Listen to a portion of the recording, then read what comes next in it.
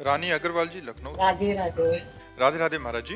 महाराज जी, मेरा प्रश्न है कि जब हम भोजन प्रसादी पाते हैं तो लास्ट कवल लेते हैं, उसमें पता लग जाता है कि हमारा पेट भर गया है। इसी से जब हमारे जीवन का अंतिम समय आ जाता है तो क्या कुछ घंटे, 2 दिन या 15 दिन पहले हमें संकेत? ये पुण्यात्मा महात्माओं का, ये कोई भोजन नहीं है। भोजन की प्रक्रिया से मृत्यु की प्रक्रिया को नहीं जोड़ा जा सकता। अंतिम समय उनको पता चलता है जो महात्मा होते हैं, निरंतर भजन करते रहते हैं। उनको संकेत हो जाता है कि अब हमारा आज शरीर पूरा हो जाएगा। जिसे पूज्यपाद उड़िया बाबा जी महाराज, वो सुबह सुबह उठे और कहा भाई आज यहाँ स्मशान होगा। तो कोई समझ ही नहीं पा रहा था कि मतलब क्या, और बस जाकर के प्रवचन किया 2 श्लोकों का कि जिसका जन्म निश्चित है उसकी मृत्यु निश्चित है, आत्मा का ना जन्म है ना मृत्यु है। तो कोई समझ नहीं पा रहा था कि मतलब क्या है इन श्लोकों का। और बस सत्संग में बैठे, आनंद ब्रह्मचारी प्रभुदत्त ब्रह्मचारी की भागवती कथा कह रहे थे। बाबा ऐसे शांत बैठे थे। इतने में वहीं आश्रम में रहने वाला एक भगवान दास नाम था, वो आया और उसने कहा लाओ मैं मोरछल करता हूँ। तो मना कर दिया कि नहीं तुम्हें नहीं देंगे, क्योंकि मोरछल के लिए पर्सनल जन होते हैं। अब वो गया और गड़ासा जिससे चारा काटा जाता है, वो गड़ासा छुपा के ऐसे लाया और बाबा के ऐसे 6 इंच गड़ासा घुस गए। ऐसे 4-5 गड़ासे जोर से मारे। खुली चांद बाबा की तो ऐसे फव्वारे जैसे उड़ते हैं, ऐसे खून के फव्वारे उड़े। बाबा ओम। बाबा को सुबह पता था कि आज ये घटना होने वाली है। तो जो सिद्ध महापुरुष होते हैं, जो पवित्र आत्मा होते हैं, उनको संकेत हो जाता है कि उनकी मृत्यु का अब इतना समय रह गया है। सबको नहीं होता, सबको नहीं। नाचते नाचते लोग नहीं मर जाते, देखो ना, खाते खाते मर जाते। कवल भोजन मंगाया होटल में और ऐसे बैठे ऐसे किया मर गए। अगर उनको पता होता तो काहे को कहते। पता होता सिद्ध पुरुषों को, जो भगवान का भजन किए हैं, जिनकी आत्मा निरंतर परमात्मा में जुड़ी रही, उनको पता चलता है। संसारिकता नहीं है ये भोजन पाना, संसारिकता, लेकिन मृत्यु संसारिकता नहीं कि जैसे आखिरी कवल को पता लगता है हमारा हो गया, ऐसे ये सिद्ध पुरुषों को होता है जिन्होंने भजन किया है। साधारण प्राणियों को तो पशुओं की तरह मर जाते हैं, उनको क्या पता। पशुओं की तरह जन्मे, पशुओं की तरह आचरण करते रहे और पशुओं की तरह मर गए।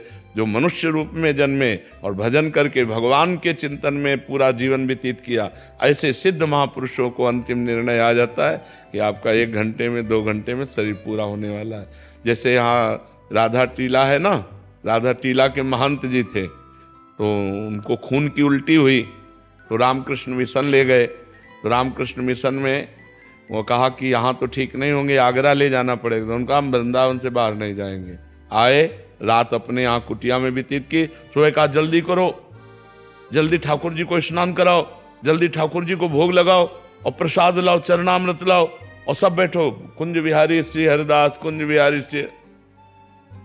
उनको सुबह पता हो गया कि आज मेरा शरीर छूटेगा। तो पहले सब पूरी, जैसे भाई जी से हनुमान प्रसाद पोद्दार जी, सबको बुलाया। सबको बुला के कहा हमसे जो कोई मन वचन कर्म से गलती हुई हो सब क्षमा करना। आज हम प्रिया प्रीतम के यहाँ जा रहे हैं। और ऐसे जैसे कोई बारात नहीं जाती, ऐसे सब भीड़ लगी हुई है और सबसे हाथ जोड़कर ऐसे पर।